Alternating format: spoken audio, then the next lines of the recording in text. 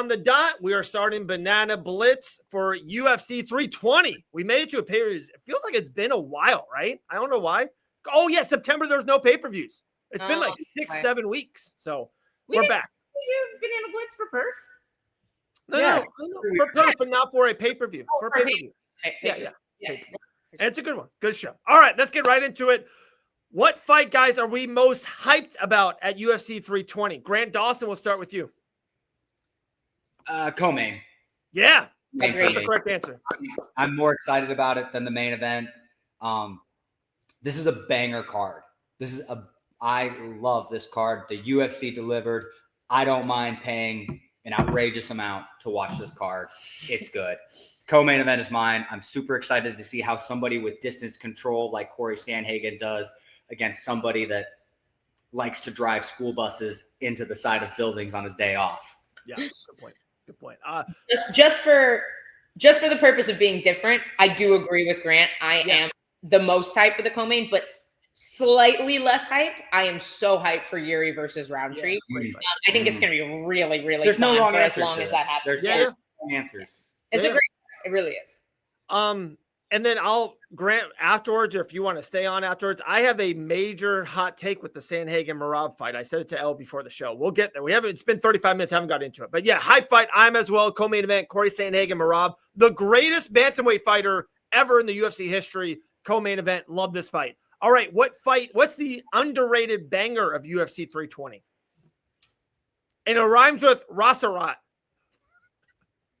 Bossarat? Oh, I'm going to go with Yusuf Zalal and Josh Emmett. I think Josh Emmett is going to bell just throw. I'm interested to see how that third round looks because Yusuf Zalal, I think he's going to be real slick and move a lot early. And I think he slows down sometimes. And I don't think Josh Emmett is going to let him stop fighting him at any point during the fight. Okay. I would disagree. I don't think that's going to be a banger of a fight. It might be underrated, but I got you. Okay. Grant? I have my answer. The correct answer is? I am going to pull a Dave and mispronounce both these names. Suriano. Oh, that is a great fight. Versus Nikolai Veretennikov. That's actually the right guy. Puna Soriano. Puna Soriano? Yeah. You bangers. These guys are bangers. Yeah. That's of Suriano. I like his style. And this guy just runs into punches. When you That's the correct answer. Not going to wrestle him, not going to take him down. I think this is a great fight. Somebody is going to sleep in this fight. Gun to L's head. I'm picking this fight to not go the distance. Wow. Now. That is the correct. We love Joe Pfeiffer, and that guy is the absolute banger, but Abus is the opposite. So this could be a bad fight. It could be. We don't know. We'll see. So I don't think it's underrated or rated. Well, this goes in the same one you just said, Grant. What's the guaranteed finish of UFC 320? You going with that no, fight? No. You have another. I'm going with Ateba Gautier as my guaranteed finish. Not even that fight, just him. He is going to finish Ozzy Diaz. Yeah, that was going to I expect in the first round, to be honest. Just throwing it out there, guys. That fight, Ozzy Diaz is he already left. He's not fighting. What? That's right. Yeah, I saw that. So I did not see that. He goes, I don't want to get knocked out on Saturday. I'm leaving. Done. Well, who's the replacement? Do you know yet? They haven't announced it yet. Well, he might not be on the card then. Where's Dakota? Is he away? Middleweight? He'd have to cut weight for it right now. So. Oh man, come on. Do it. Honestly, let me pick something else then. I'm gonna go. I mean, I think the next right answer is Soriano and Veretennikov. I think that's the answer. I do. Yeah, I do think I agree with your assessment. They're both gonna just throw bombs. Who's your? No. That's. I have a weird feeling about Pfeiffer and Abus. Just Pfeiffer makes you fight. He makes you fight. Like, has he ever been in a boring fight? Like, he was in a close fight with Calvin Gastelum. I was in a the Hermanson fight was a little. So you don't think it could go to the? You don't think it could go to the? It could. I feel like these guys are going to come out and fight. The correct answer is Soriano, but to mix it up, I'm going to say Pfeiffer and Abus is going to end in a finish. What fight at UFC 320 will go the distance?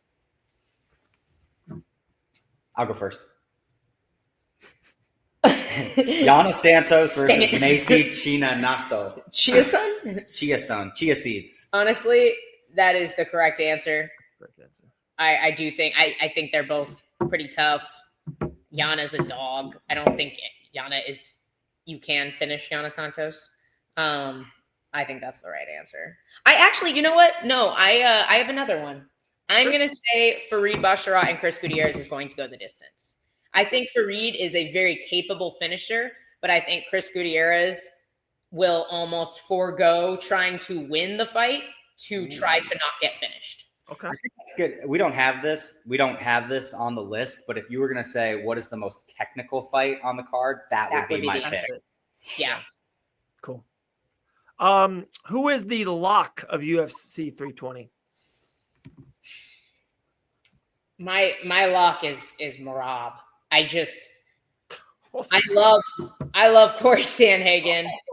I can't see a path to victory for him. Oh my goodness. Yeah. GSP said the same thing about Matt Serra. Can't happen. What happened in their second fight?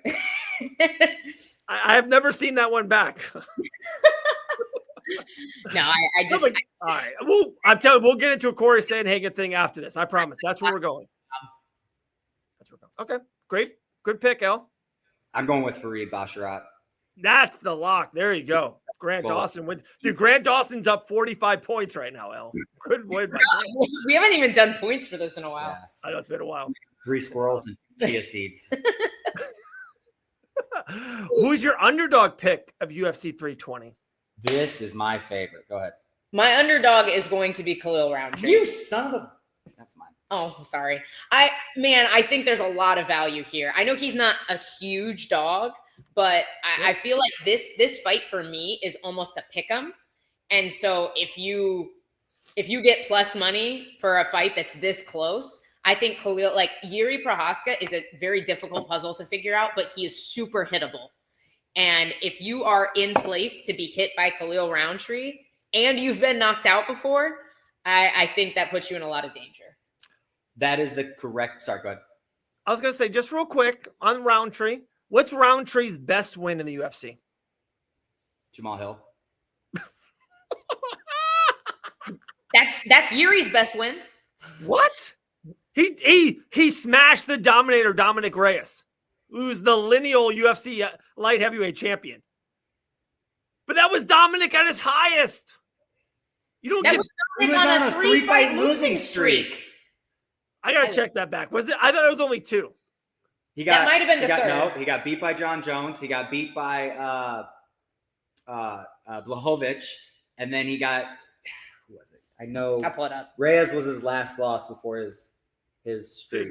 No, he's right. Okay, he was on a 2-fight losing streak. Yeah. Hey. And he had just put the chin away. After that too. How can you say that? But he beat John Jones, so he's only on a 1-fight losing streak. No, that was Dominic with his lowest point. You are forgetting the golden rule. He who has the gold rules, and that was John Jones. All right, you're right. All right. Okay. All right. I like Yuri in the spot. But okay. Who's the? Oh, sorry. No, you just assumed we had the same one. That's cool. Yeah.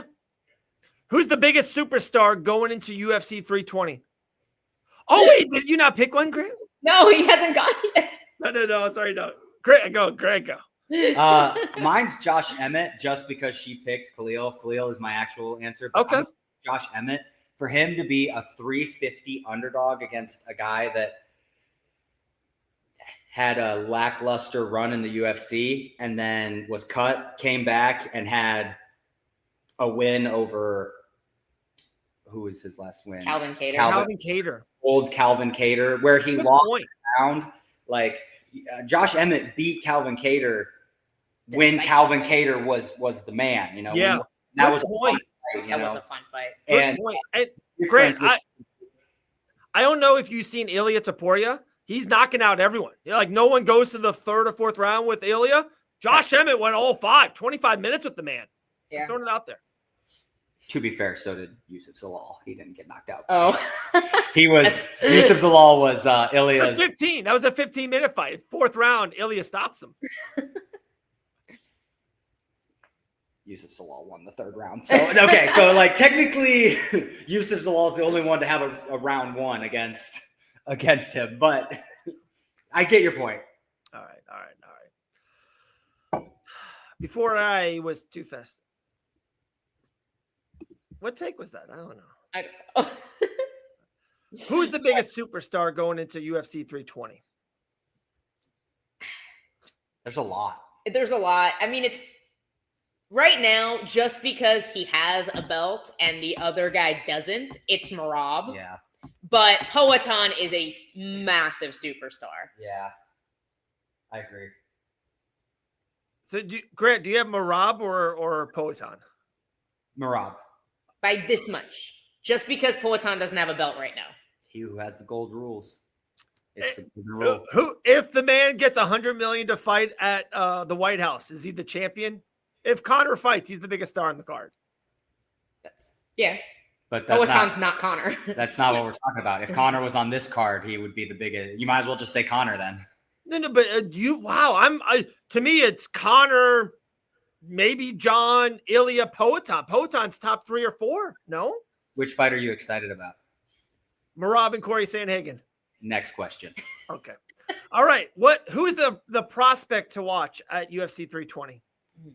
I have my answer. Do you want to go first so I don't take yours again? Yes. Mine, I think it's the same. Mine is Austin Vanderford. I think he's getting slept on a little bit. I do think it's a little crazy that he's this big of a favorite. I do think this is going to be a closer fight than the odds show. But I've trained with Austin a lot, and he is a stud. Like, the dude is a savage. There's 2 guys that really push somebody like Yaroslav in the gym, and Austin Vanderford's one of them. Nice. That's very nice. Very polite to say. Because you said Austin. You weren't going to say Austin. You forgot he was on the card. No, I didn't. I know. I actually think he's going to smash that guy. I really do. Nice. I think it's a great matchup for Austin. Austin has really good wrestling. I think the guy he's fighting doesn't have a lot of danger on the feet. That's great for Austin. I am going to say Gauthier is the prospect to watch. Yeah. And they will find a replacement. They will find a tough enough co-main event guy to really fight. Hope we do. I am a little bummed because I feel like his first fight wasn't against somebody like we're going to remember. I wanted to see him another level. Up a level, but I just want to see him starch somebody in the first 3 minutes of this week. So yeah, be fun. All right, 2 more on UFC 320. What fighter has the most to gain if they win at UFC 320? The most to gain? Probably Corey Sandhagen right now. I know Poatan could get the title back, but I feel like he's a superstar whether he has the belt or not. If Corey Sandhagen beats Merab, I think that just skyrockets him. You disagree? Khalil Roundtree. I think Corey's fame and notoriety are already up there. I don't think a win over Merab really shoots him into any more superstardom than he already has. He's fought the who's who. And the issue is, if he does win, there's still, Umar beat him. Well, Piotr Jan beat him. Well, let's get those guys back in there. For me, it's Khalil Roundtree. He wins this fight. I think he's fighting for the belt against Alex or Ankalaev next. I like it. All right. Who has the most to lose at UFC 320?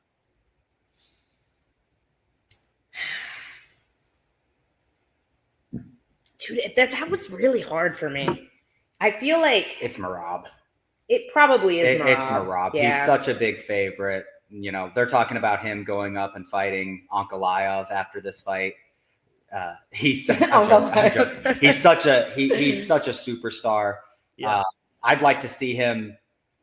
He wins this fight in dramatic fashion. I'd like to see what he could do at 45 against Volkanovski, against Volkanovski. I think that would be fun. I think out of anybody at 145, he could beat Volkanovski with that pressure. Like the greatest UFC story ever is Aljamain Sterling fights Volkanovski. He wins the championship and Merab moves up to fight him. That'd be the greatest story ever. Definitely not happening. I think that's the right answer. I think it's Merab because I agree. I think Ankalaev is not like so well loved or hated. Like he's just kind of rated. I feel like win or loss, he stays about where he's at. And no. Well, Merab, it's funny. I disagree. Merab to smash Corey, and I am a huge Corey Sandhagen fan. So if that says anything, so I think I agree. I think a lot of people are expecting Merab to smash Corey Sandhagen. Yeah. Mine is Ankalaev, and the answer why is Merab to me. Me and Graham talked about it multiple times. One, if not the greatest bantamweight of all time. So if he loses, I think he gets an immediate rematch right away. He's in that picture. If Ankalaev loses, the UFC will try to trade him to PFL, not for Dakota Ditcheva, just for a better parking spot at the airport. They will just send him over there for nothing. All right, so Ankalaev needs to win this fight to stay in that spot. Does PFL have that power? Can they give you better parking? Dude, Conor's about to get a travel visa, 100 of them. Counterpoint. Yes. If Merab loses this fight, not a chance he gets an immediate rematch. If the UFC has the opportunity, O'Malley and Corey Sandhagen 5 rounds for a world title, that 100% happens if Corey wins this fight. I actually disagree with that. I think Peter Yan versus Corey's the fight. That fight was awesome the first time, 5 years later. A rematch. Either way. No, I think he does. I think he should. He deserves it. Yeah. But I bet they make use of the fact that Corey Sandhagen is the champ and they mix it up. Dude, this has been definitely the funnest Banana Blitz of all time to date. So Banana Blitz is over. But Grant, if you